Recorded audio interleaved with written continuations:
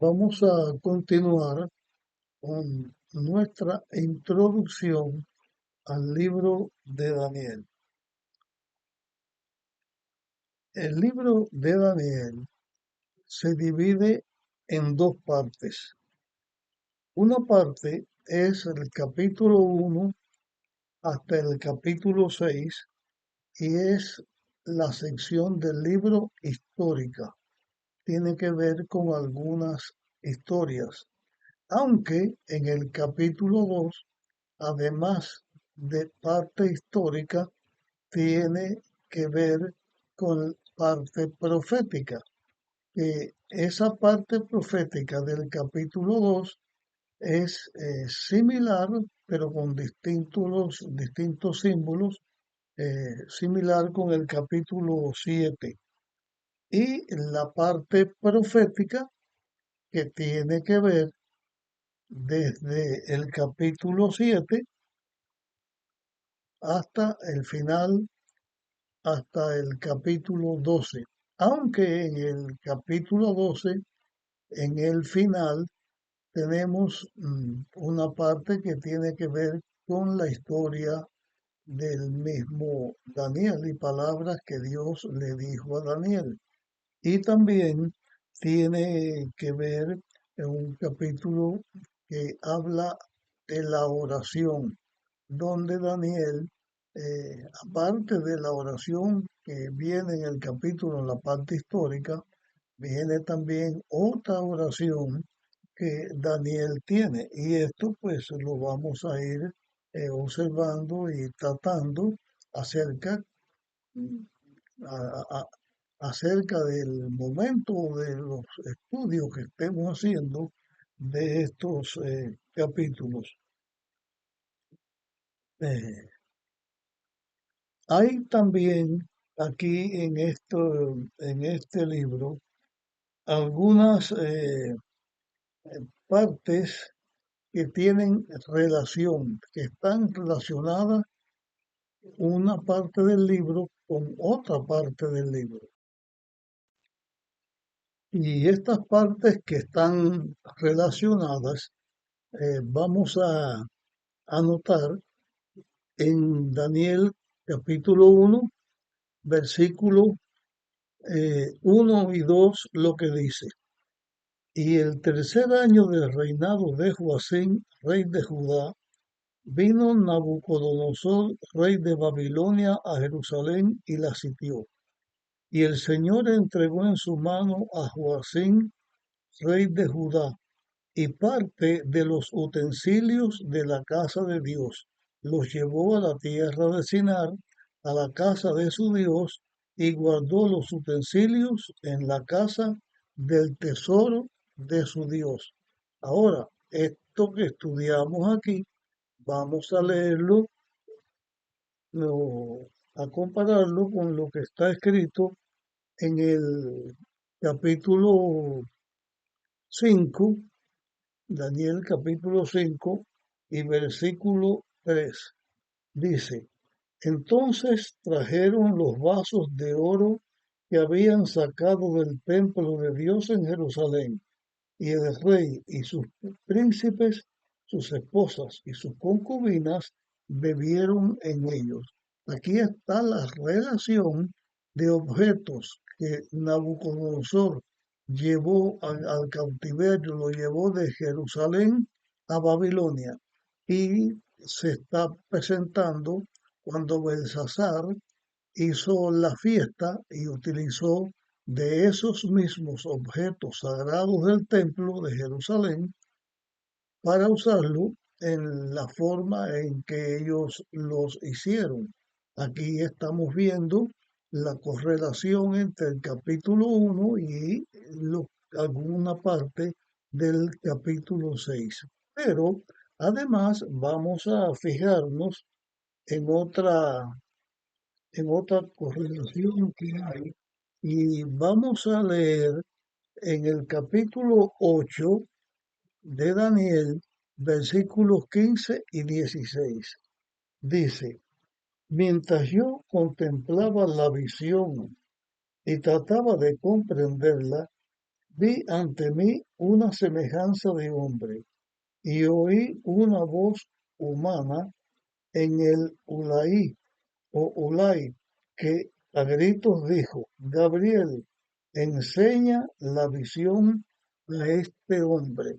Aquí se está presentando esta visión que Daniel tuvo y ahora vamos a leer el capítulo 9, el versículo 21.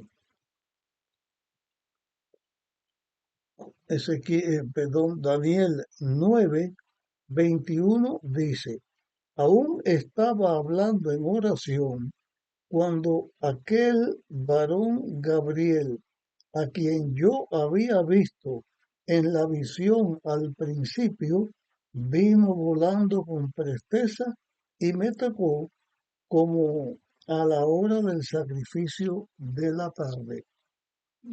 Está la correlación de lo que Daniel vio en una visión y en otra visión ve algo que está correlacionado. Esa es también característica del libro de Daniel. Ya dijimos que la parte histórica tiene un capítulo entero, parte de un capítulo que tiene que ver con la profecía. La profecía que está en el capítulo 2 de Daniel y que ella es relevante por algunas cosas que veremos también más adelante. Hay otro aspecto del libro de Daniel que queremos señalar. Es la forma en que Dios trata con las distintas naciones. En la parte histórica se presentan algunos aspectos de la forma en que Dios trataba con las naciones, ya lo hemos dicho, lo estamos ratificando, y en la conducta que Dios usó o la forma en que Dios usó a los israelitas que eran fieles cuando fueron llevados a Babilonia y la manera en que actuaron el rey Nabucodonosor y los babilónicos con respecto a Dios. Y aquí hay algo que quiero señalar. El pueblo de Israel se había ido a la apostasía, se había rebelado contra Dios, había hecho un pacto con Babilonia y no lo cumplieron. El pueblo de Israel, que era el pueblo de Dios, que Dios tenía en la tierra para que la tierra, las personas en el mundo conocieran de Dios, falló como pueblo. Fue llevado a la cautividad y la manera en que Nabucodonosor trató e hizo con el pueblo de Dios también ilustra la manera de actuar de las potencias de aquellos tiempos, que ilustra también lo de todos los tiempos, la forma en que son tratados los hijos de Dios. Pero el aspecto que se señala es lo siguiente, y por eso lo estamos presentando aquí en esta introducción. Dios en la tierra, en el mundo, tiene una iglesia. La iglesia en aquel tiempo estaba representada por los israelitas, por el pueblo de Israel. En el tiempo de Babilonia ya eran los que quedaban, porque de las 12 tribus, 10 tribus habían sido llevadas al cautiverio por los asirios y desaparecieron. En la historia desaparecieron, aunque algo de ellos hay que tiene que ver con los samaritanos, pero eso se verá en otro momento. Pero como que Dios tiene una verdad, una iglesia en la tierra que el ser humano necesita conocer para que conozca el plan de la redención, para que conozca de Dios y para que pueda entregarse a Dios, pues también los que eran fieles israelitas representaron a Dios delante de esta nación. Y esta característica señalada en el libro de Israel, en el libro de Israel, no, en el libro de Daniel, hablando de Israel y Nabucodonosor, demuestra cómo Dios actúa con las naciones, haciendo que los hijos de Dios que sean fieles, que al fin es la verdadera iglesia de Dios, porque no es lo mismo el que es fiel a Dios y el que no es fiel. En el libro de Daniel se ve que los que no fueron fieles a Dios tuvieron una conducta y tuvieron o recibieron de acuerdo a lo que ellos hicieron. Pero también la nación que Dios utilizó para corregir la falta del pueblo de Israel tuvieron una forma de actuar y de hacer con el pueblo de Dios. La iglesia de Dios siempre está presente, aunque sea una o dos o tres personas.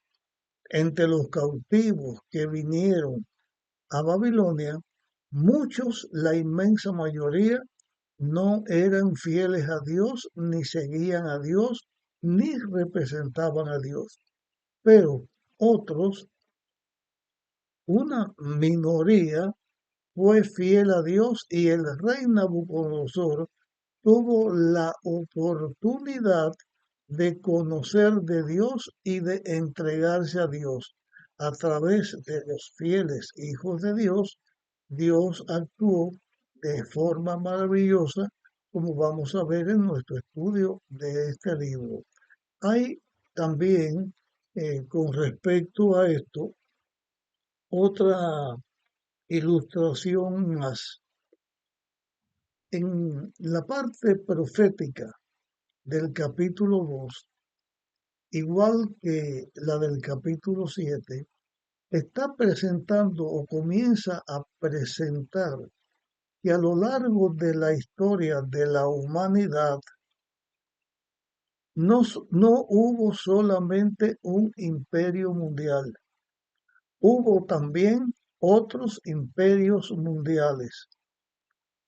También quiero aclarar en esta introducción al libro de Daniel que la Biblia nos habla de los imperios mundiales, pero esos imperios mundiales tienen que ver con la parte del mundo donde nosotros vivimos. Hay en la historia de la humanidad muchas más naciones de las cuales no se presenta en la Biblia, en la historia bíblica. Por ejemplo, se presenta en el mundo los imperios que hubo desde Babilonia, antes estaba el de Asiria, donde fueron llevados cautivos israelitas, pero en Daniel se habla de el imperio de Babilonia, el imperio medo-persa, el imperio griego y el imperio romano. Se nota en el libro de Daniel la forma en que Dios trata con las naciones y también la oportunidad que cada nación que ha estado en la tierra ha tenido, la oportunidad que ha tenido de conocer a Dios y de ver los prodigios, los milagros y ver la obra de Dios en las naciones. Los hijos de Dios que han sido fieles y han estado en esas naciones representan a Dios y también señalan en el libro de Daniel que la caída, el surgimiento y caída de los imperios no son productos solamente de la capacidad humana. Se enseña en la palabra de Dios que Dios tiene la autoridad de quitar reyes y poner reyes. Y aunque estamos usando esta declaración, que Dios quita reyes y pone reyes, no significa que en toda la tierra y en todos los momentos, cada vez que se levanta un gobernante en algún país, signifique por eso que Dios es el que pone a ese gobernante, sea bueno o sea malo. En la Biblia se presenta en el libro de Daniel que Dios le da la oportunidad a las naciones, a los imperios, a los reyes, de conocer a Dios, de amar a Dios y de seguir a Dios. Pero esa es la misma oportunidad que Dios da a todos sus hijos en cada momento. No significa con la expresión Dios pone reyes y quita reyes que cada gobernante que esté en el mundo es Dios quien lo pone. Porque en realidad en la Biblia nosotros encontramos que Dios tiene un deseo y una obra de actuar, y es que todos los seres humanos puedan conocer a Dios, puedan conocer el plan de la salvación y puedan salvarse. Pero en la tierra hay una lucha entre el bien y el mal. El diablo también obra y también el pecado que domina en la tierra influye en cuanto a la vida de los seres humanos en la tierra. En el libro de Daniel podemos ver en la forma en que Dios actúa y se nos enseña esto, pero también lo podemos ver en la historia y lo podemos ver en la historia bíblica. No quiere decir que sea un rey bueno o un rey malo, Dios lo puso. Nosotros hemos conocido en la tierra buenos gobiernos y malos gobiernos.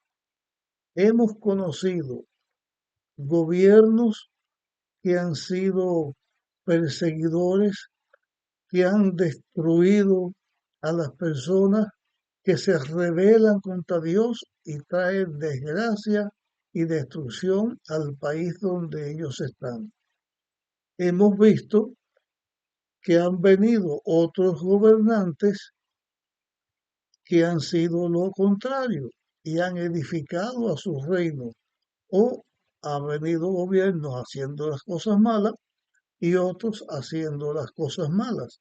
Lo que la Biblia enseña es que Dios tiene el control de los sucesos que tienen que ver en la tierra con la predicación del Evangelio y con la salvación del ser humano.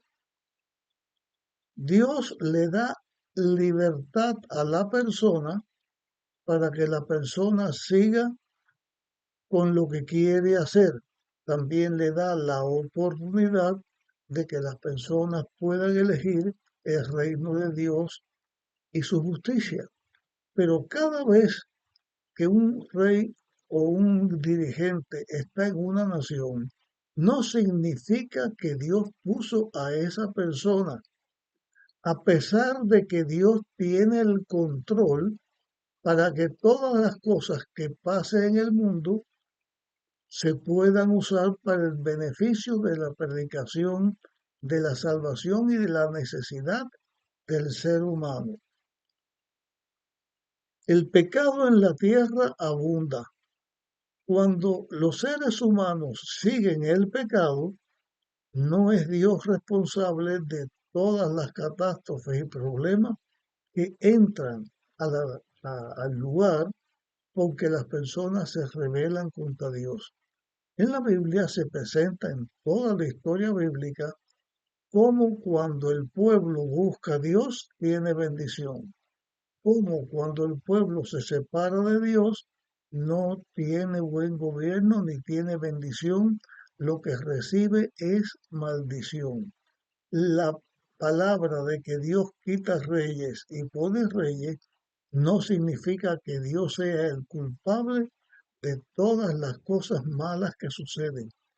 Tienen que ver en la lucha entre el bien y el mal. Y para todos los hijos de Dios, lo culminante no es alcanzar el poder en la tierra, sino estar puestos en las manos de Dios para lograr el triunfo de la redención y la liberación de la tierra.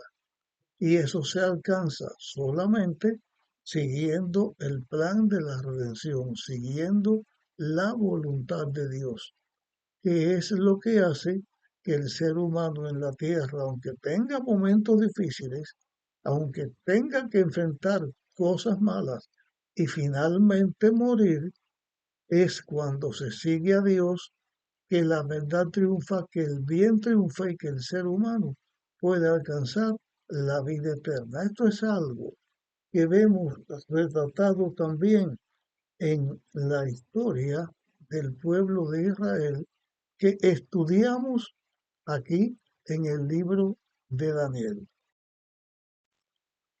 También, con respecto a esto que estamos diciendo, en el libro de Daniel, en el ejemplo del trato de Dios con el pueblo de Israel y con Babilonia, se enseña que Dios le da la oportunidad a cada imperio, a cada gobierno, le da la oportunidad de conocer de Dios, de ver la obra que Dios hace.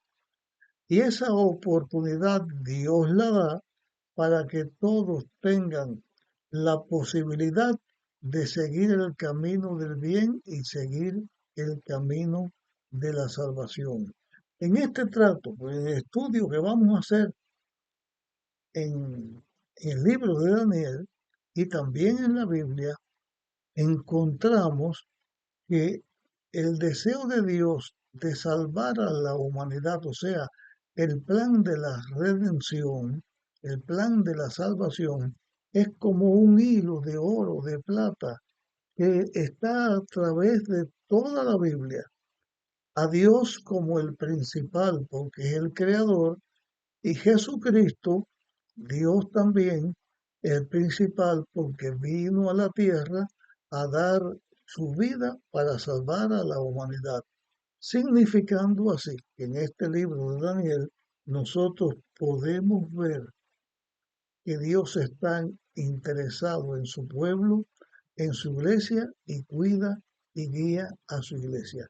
Esto que estamos diciendo en esta introducción tiene que ver con todo el libro de Daniel.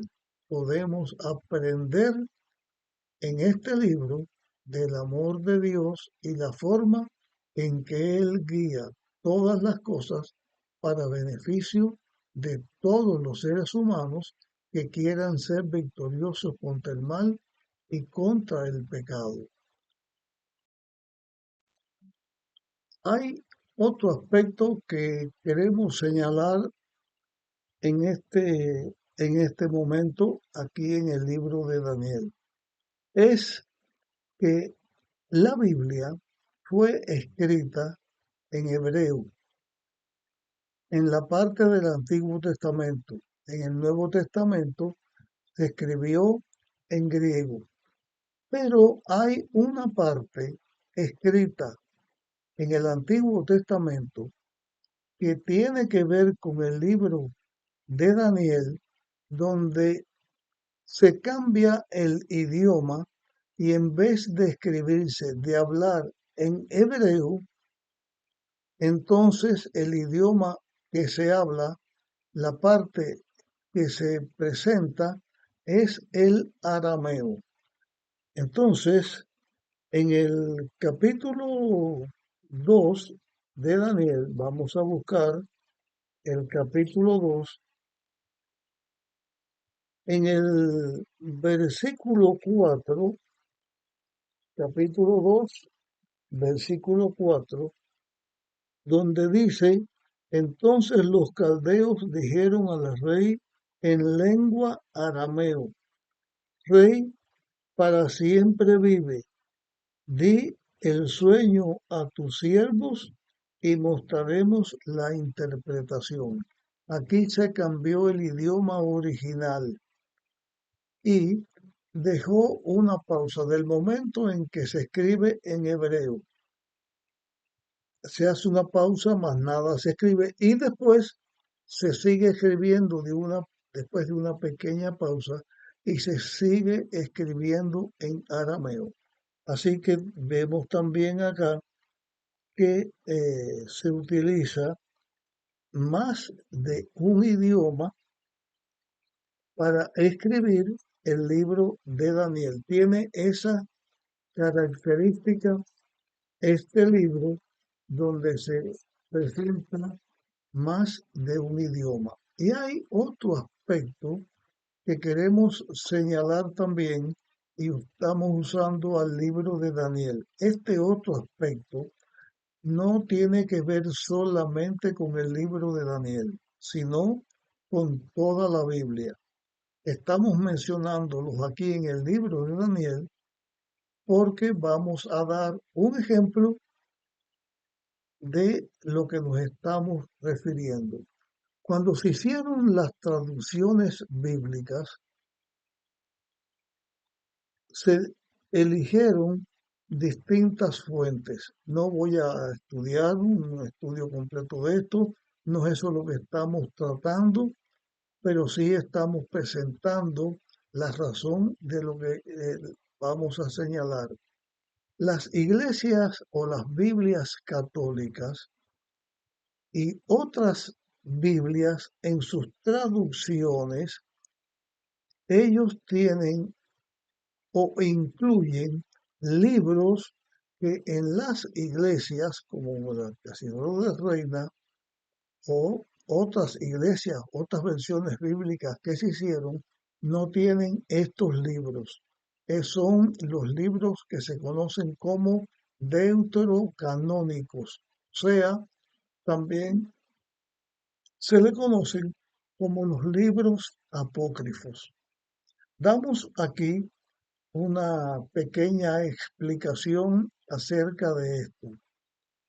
En Alejandría se le pidió a los israelitas, a los judíos, que hicieran una traducción de las escrituras. Las escrituras que los judíos tenían era el Antiguo Testamento, porque la otra parte de la Biblia que componen el canon bíblico, el Antiguo y el Nuevo Testamento, incluye entonces al Nuevo Testamento. Para nosotros, la Biblia es Antiguo y Nuevo Testamento para nosotros, y así fue que Dios lo dio.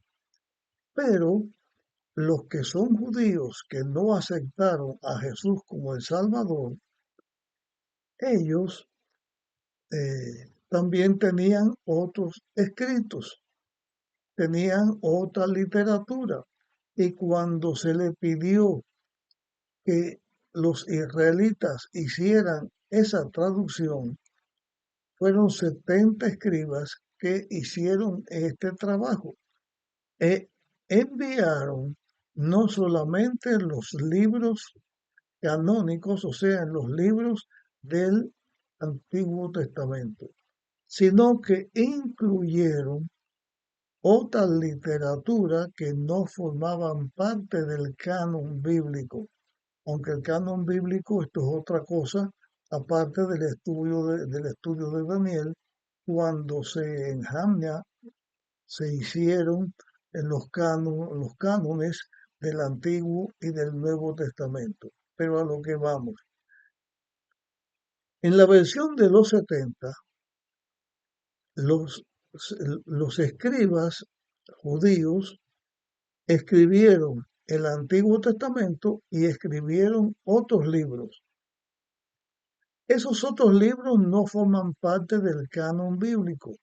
por eso se llaman deuterocanónicos, pero las mm, copias que se hicieron, las traducciones que se hicieron usando la versión de los 70, ellos incluyeron estas escrituras deuterocanónicas, o sea, estas escrituras apócrifas. ¿Por qué lo estamos mencionando aquí en el libro de Daniel? En Daniel, capítulo 3,